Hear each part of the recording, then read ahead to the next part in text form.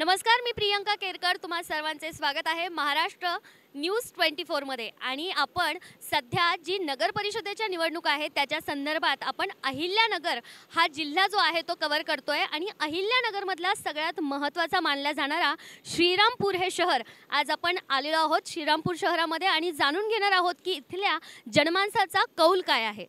नमस्कार काकी, तुमचं नाव काय? माझे नाम शोभा श्यामकुमार श्रीवास्तव. तर मला सांगा की तेव्हापासूनची ते आतापर्यंतची राजकीय जी स्थिती आहे त्याच्यामध्ये तुम्हाला कोणकोणते बदल बघायला मिळाले? आता इथं पहिले काँग्रेसचं राज्य होता. अजून बी काँग्रेस आली होती आमदार. आता मॅडम आता BJP येणार आहे. बीजेपी येणार आहे असं तुम्हाला वाटतंय? बीजेपी येणार आहे येईन असं वाटतं. असं म्हणतात की राहता जे गाव आहे आपल्या बाजूच्याच तालुक्यामधलं आहे ते गाव विखे पाटलांच्या हातामध्ये गेलं आणि त्यांनी खूप प्रगती केली. तर तुम्हाला काय वाटतं जर पुढे विखे पाटलांना हे गाव त्यांच्या हातात गेलं किंवा सुजयदादांकडे गेलं तर या गावाची प्रगती सुद्धा राहता शहरासारखी होईल का? नाही, विखे पाटलांच्या हातात गेलं तर हे प्रगती होईल मॅडम. आता शिवाजी पुतळा हे झालेला आहे इथं. त्यांनी आता हे झालं इलेक्शनसाठी बी खूप लोक उभे राहणार आहे. आणि उद्घाटन बी एकदम इतकं चांगलं झालं ना मॅडम की आत्तापर्यंत कधी कोणतंही हे उद्घाटन झालेलं नाही आहे. बरं काकी सांगा मला, जे शिवाजी महाराजांचा पुतळा व्हावा ही मागणी नेमकं किती वर्षापासून होत होती? 40 वर्षापासून होती मॅडम. पण जाग्यासाठी कोणी एक मिनिट, मग हे जे काम झालंय ते त्याचं श्रेय तुम्ही कुणाला द्याल? त्याच्या श्रेय विखे पाटलांना देणार मॅडम. मग तुमच्या मनामध्ये सध्या जर एक चांगला उमेदवार असेल ज्यांनी यावी अशी तुमची इच्छा आहे तर त्या उमेदवाराचं नाव काय?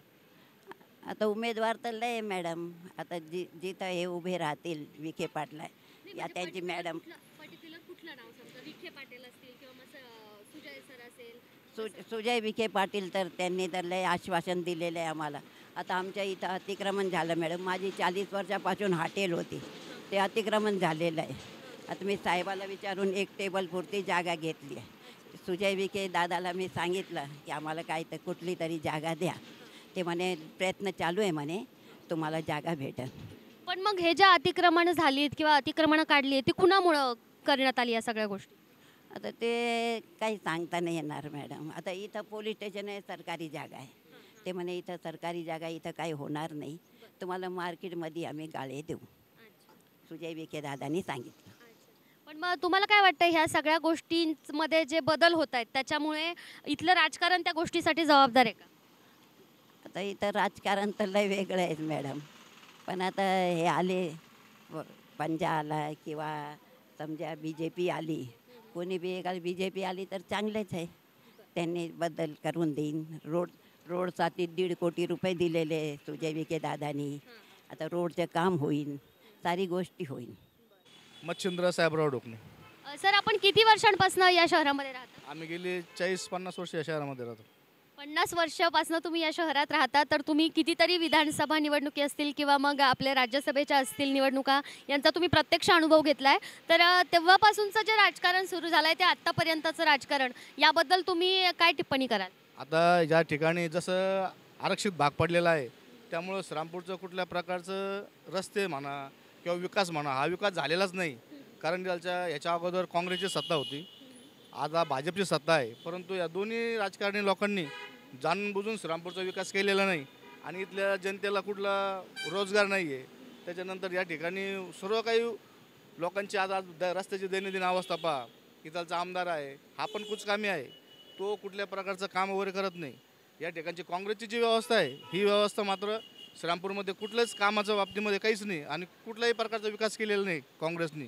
आता या ठिकाणी नगरपरिषद लागलेली आहे, लोक येतात जातात, परंतु श्रीरामपूर शहरांचा विकास करण्यासाठी आता नवीन लोकांना संधी देणं किंवा नवीन पक्षाला बहुजन समाज पार्टी असेल आणखीन कोणते कोणते पक्ष असतील अशा लोकांना संधी देऊन तो तरी कमी कमी विकास करतील. कारण काँग्रेस गेली वर्ष जवळजवळ 20 ते 30 वर्षापासून इथं काँग्रेसची सत्ता आहे, तरी पण त्यांनी काय केलं नाही. श्रीरामपूरमध्ये गुन्हेगार क्षेत्र वाढलेलं आहे, त्याच्यानंतर पोलीस प्रशासनाचं राहिलं नाही, 2 नंबर धंदे, अवैध व्यवसाय वगैरे हे सगळं चाललं. याच्यावर कोणाचंही लक्ष नाही. म्हणजे तुम्हाला असं म्हणायचं आहे की जर ही परिस्थिती बदलवायची असेल तर सत्तांतर होणं खूप गरजेचं. सत्तांतर झाल्याशिवाय ही परिस्थिती बदलणार नाही.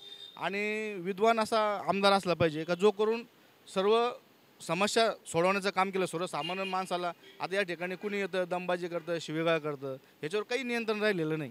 श्रीरामपूरच्या रस्त्याची अवस्था पहा तुम्ही, एखादं लोकेशन बघा कशा पद्धतीने सगळं खराब झालेले आहे. त्यामुळं आम्ही या ठिकाणी नवीन जो कोणी नवीन असेल नगराध्यक्ष वगैरे आम्ही त्याला निवड करणार आहोत. माझं नाव विजय सुदाम शेळके. तुम्ही किती वर्षांपासून या शहरात वास्तव्यास आहात? मी कमीत कमी माझ्या मते एक 40-50 वर्ष हे गावच माझं आहे, श्रीरामपूर गाव. अच्छा, मग मला सांगा सर, एक कर्मचारी म्हणून इथली जी राजकीय परिस्थिती आहे ती या कर्मचाऱ्यांवर पॉझिटिव्ह इफेक्ट टाकते की निगेटिव्ह इफेक्ट टाकते? हे एकाही गोष्टीमध्ये पॉझिटिव्ह नाही आहेत. कर्मचाऱ्यांच्या विरोधातच त्यांचे प्रश्न असतात. गेले मी 40 वर्षापासून लढत येतो वारस हक्काचा. माझी केस हायकोर्टामधून सुप्रीम कोर्टात गेले. त्यावेळेस काँग्रेसचं सत्ता होती. त्या काळामध्ये आम्हाला विरोधात निकाल गेल्यामुळं आज आमची परिस्थिती अशी की आम्ही आज कंत्राटी म्हणून काम करतो आहे. गेले आमचे 3 महिन्याचे पगार थकीत आहे. आमची दिवाळी ह्या प्रशासनाने करू शकलेली नाही. श्रीरामपूर नगरपालिकेचे मुख्य अधिकारी जे घोलपसाहेब आहेत त्यांनी कधीच कर्मचाऱ्याची बाजू घेऊन आमचं काम योग्य रीतीने मार्गी लावलेलं नाही. त्यामुळं मला कर्मचाऱ्याच्या वतीने एक विनंती करायची, कारण मी भारतीय सफाई मजदूर काँग्रेसचा शहर अध्यक्ष आहे श्रीरामपूरचा. तरी वेळोवेळी त्यांना पत्रव्यवहार करून देखील त्यांनी आमचा एप्रिल व मेचा पगार अजूनही थकीत ठेवलेला आहे. सावित्राबाई ठेकेदार होता, तो पळून गेलेला आहे आणि तो पळून जाऊन त्याला जवळजवळ 4 महिने झाले. तर 4 महिन्यापासून आम्ही पगारापासून वंचित आहोत. तरी आमच्या कर्मचाऱ्यांची दिवाळी ही काळी दिवाळी साजरी केलेली आहे आम्ही. तरी आमची विनंती मॅडम, आपल्या पत्रिकेद्वारे न्यूजद्वारे कमीत कमी प्रशासनाला त्याचे प्रश्न विचारले पाहिजे.